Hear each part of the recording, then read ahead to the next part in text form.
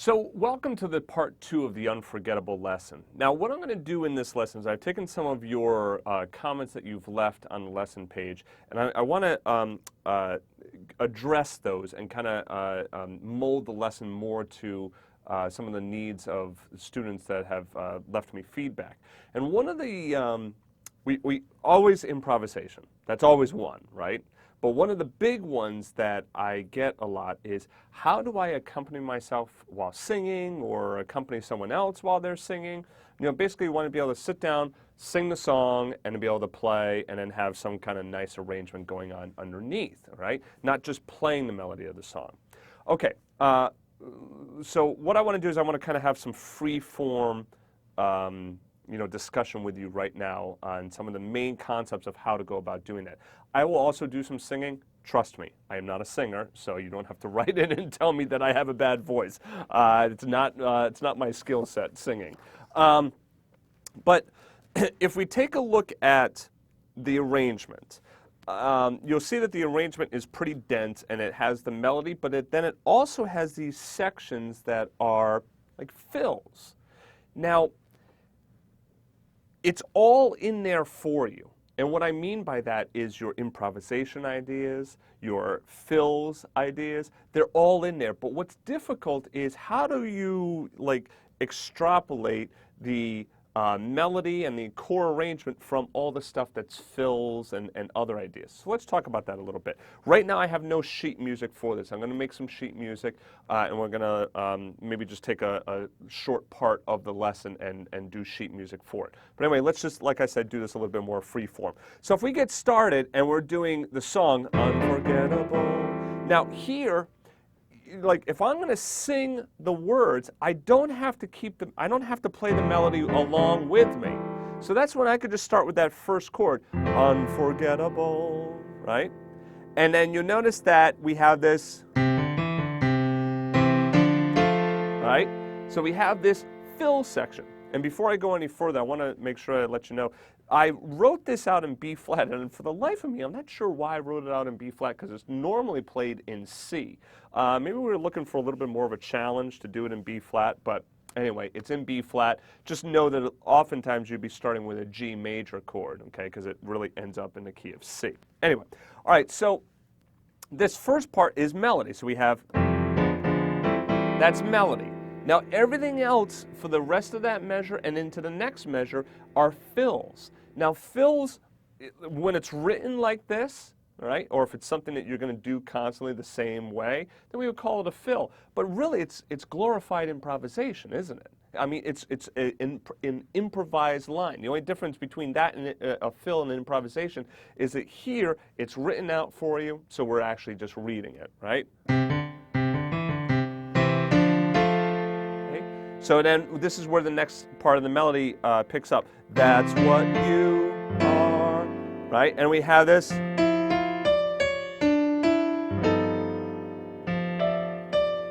did I do here? Right? So now I have this line here, right? I'm sorry. Okay. Again, another little improvised part. Okay, so now let's talk about what's going on there. So we have melody, and the melody, if we were to kind of circle it in the music, you'd see that the melody happens for 2 beats. Unforgettable, right? So there's your melody right there, and then we have, we got to fill it in with some stuff, so we do this. Right? Now what did I do there? I just decided to just play some notes from that F major chord. That's the 6th, this major 7th, okay? I could have done something, I could have done literally dozens of other things. We'll hold off on what those dozens of other things are for right now. But anyway, there's some fill that's going on in there. And then I just kind of let it sit, and then, oops, sorry. Then we start with the melody again. That's what you are, right? And now we go again into fill. All right, so now we have melody, fill, melody, fill. And one of the questions was, how do you make your improvisation stay close to the melody, right? So that kind of goes along with these with these fills also. All right, so the first step that I would suggest that you try taking is that you utilize your chord tones. So if I was going to like back up a singer, I would probably be playing something along the lines of something like this. So it'd be like, unforgettable, that's what you are.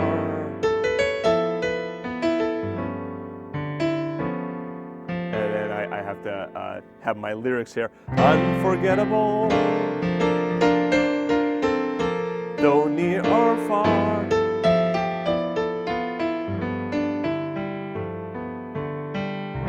Like a song of love that clings to me. How the thought, I'm trying to read the words and play it.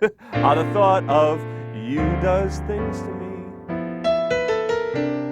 Okay, so what you hear is that I basically play the chord, you know, so that the singer, in this case me, has something very set that, you know, they can sing off of. So, unforgettable, that's what you are. Here's my chord, right? Then like, that's what you are.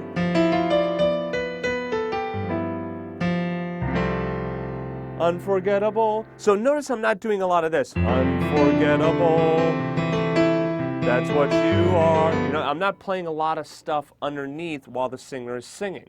This is knowing your place. You need to know your place when you're playing with someone else. And what I mean by knowing your place is that you need to know what your job is. Your job when you're accompanying a singer, even if you're the one who's singing, you're now accompanying yourself singing, so the singer part of you takes precedence over the piano player part of you. All right? So your job when accompanying someone, like a singer or another instrumentalist, is to accompany them. Not to lead them, all right? Not to like be the lead and be the star. To accompany them and kind of like take the you know, the back burning. You know, you're kind of like in the shadows a little bit more. So that's when they're singing. When they don't sing, this is when you can put in your little fills and stuff. Okay? So the unforgettable. Now's your chance to fill. That's what you are. Go ahead and fill. Unforgettable, go ahead and fill. Though near or far, go ahead and fill some more.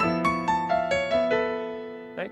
Now, there's stylistic fills, or stylish fills, and then there's just what I would call ridiculousness. Okay? So if I did something like unforgettable, that's what you are. You know, if I'm doing like all this like flourishy stuff, unless it's really called for in the style of music, which sometimes it is, if it's real big and showy, then that might be appropriate, right? But if it's more like a lounge kind of thing, or it's a little bit more subtle, okay, it's a little bit more intimate, then that's going to be too much, okay? So then instead, what I would do is unforgettable, that's what you are. Unforgettable, though near or far.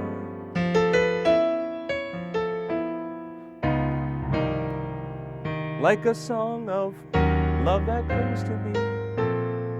How the thought of you does things to me. Okay?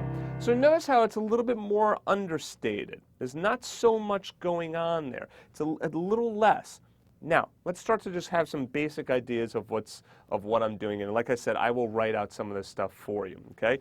But not necessarily this specific stuff, but I'll write out some examples that we can go through. So if I have unforgettable, now at this point, it's my chance to fill or improvise. Remember, like we're talking about how it's really the same kind of stuff. So what do? If I just play scalar stuff, this is what it's going to sound like. Unforgettable. That's what you are. Unforgettable, though near or far. Okay? Now I can do the scalar stuff, but to my ears, this song, it doesn't lend itself as well to that kind of sound, all right? Especially when doing the piano vocal stuff. Because the scalar stuff, to my ear, it starts to sound like, well, wait a second, now are you improvising there, or are you actually adding something to the arrangement? Now that's important, because if I'm just like, unforgettable, just trying to get some line in there to like be really hip and whatnot. Now, am I really accompanying now, or am I trying to be the star? This is where I'm trying to be the star. So a little less, up front, a little more understated. Unforgettable. Now, what am I doing here?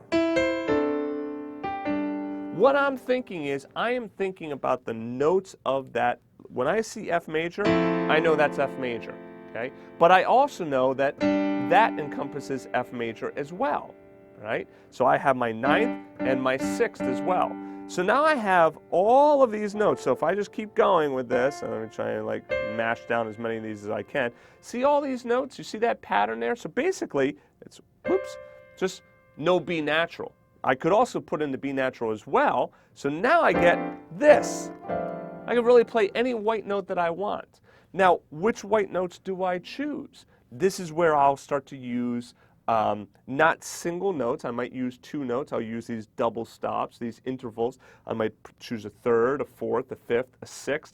I like 3rds. I like 6ths as well. Okay, so unforgettable.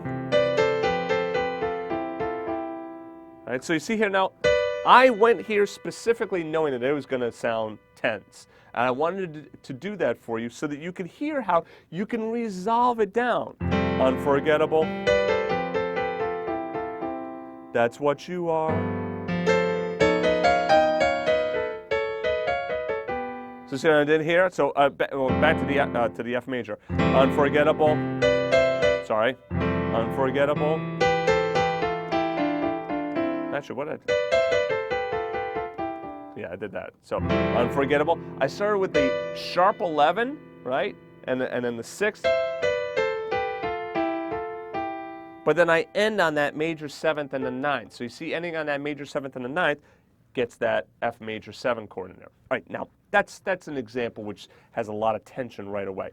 Let's do something that's a little less tense. So what's always good? Root and 3rd. So unforgettable.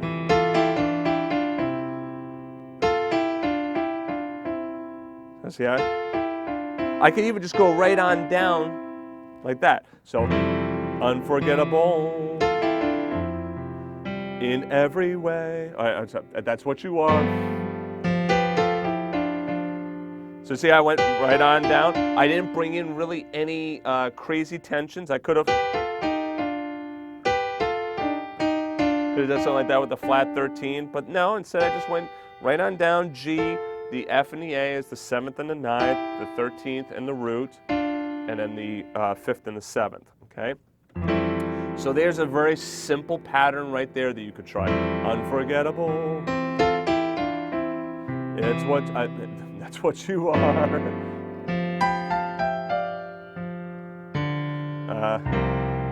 Unforgettable.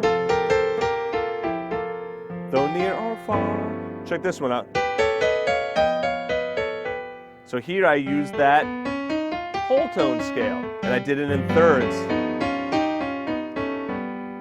So there's an idea of just taking one specific interval and trying to come up with some little fills, some improvisation. Again, there's really no difference between improvisation and fills. Is that an improvisation? Well, let's say I was going through and actually improvising over the song.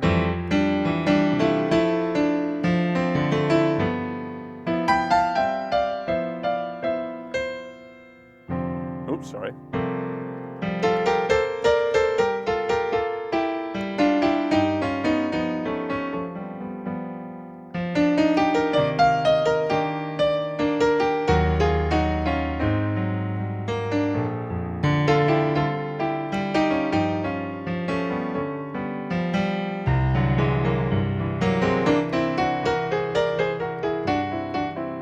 So see, I'm taking that idea of using the 3rds and I'm bringing it into a improvisation. So that's using just 3rds. Try using 6ths as well. It's another nice sound. Unforgettable. That's what you are. Unforgettable. though near or far. So you see I did this one, right? That's real tense there, isn't it? Okay, it's that major 6. Right? But what it does is it gives me my 13th and my sharp 11 on the G. Now, which ones of these 6 should you choose? Well, it's really up to you. This is where you start to get your own personal style. But let me give you some stuff to get started with here, of course.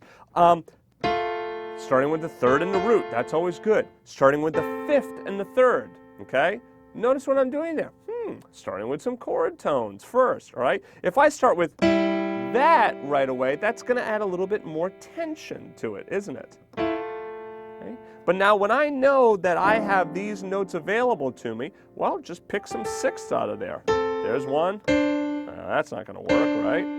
Could do that. Could do that. Listen to that. Unforgettable. You know, that's a nice sound right there. That's what you are.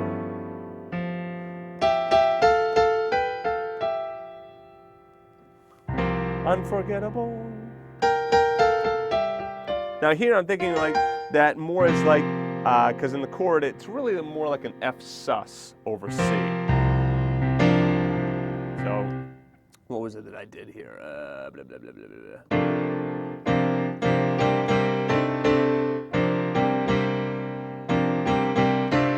That's it. So you see how I brought that in more like an F sus? So I'm thinking about that when I play those 6 as well. Let me bring in that sus 4. I don't have to. I can think of it just as plain old F as well. So unforgettable. Though near or far. See, I wrote that in basically. Well, actually, what I wrote in is this.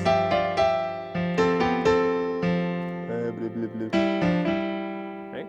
But you see how you can take those half steps as well, and that gives you a little, another idea, another sound to work with as well. So, though near or far.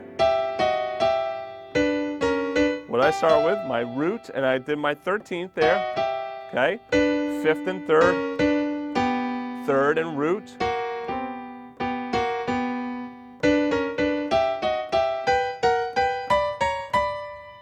Okay. So I've just come up with literally, a half dozen different ideas on how I can create some of these fills using just 3rds and using 6ths. Right? I haven't really used basically chord tones. Okay? I really didn't do stuff that was, crazy outside. Yes, I brought in some tensions. A lot of times the 9th, maybe the 13th on a dominant chord or the 6th on a major chord. Okay? But what I want you to get out of this chapter, right? I know it's a long chapter here. I've spent quite a bit of time on this. Okay, so anyway, what I want you to get out of this chapter is that you have, within your arrangement, you have different sections. So, and of course we know we have our A section, our B section, and whatnot. But I'm talking more micro sections, not the big picture. I'm talking the small picture. And the small picture, what we have is we have a section in which, okay, the vocalist plays some, sings some notes over here, and then we have this opportunity for filling. Okay? And then there's some more melody, some more opportunity for filling. Okay? When the melody goes on, that's where we're probably just going to just play the chord just pretty much basic. So I would say, again, unforgettable, just real basic chord. That's what you are. And then unforgettable, though near or far. So just real, relatively basic chords. Okay? I say basic, of course, the chords might be advanced for you, but what you should hear is that I'm not doing, a bunch of crazy stuff. I'm just letting the chord just sit, right? So, and then after the melody is done, now we have this section that we can fill. Unforgettable, that's what you are. Unforgettable, though near or far. What did I do there? right? That's the same thing. Those thirds, but instead what I'm doing is I'm breaking them up, you know? So I have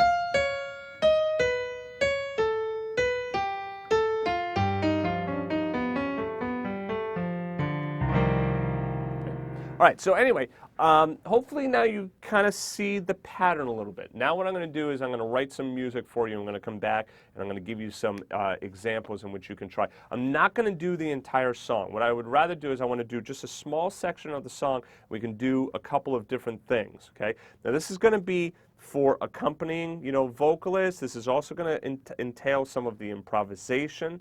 Okay, so it's this real nice way of bringing a lot of this stuff together. Anyway, so I'll see you in the next chapter.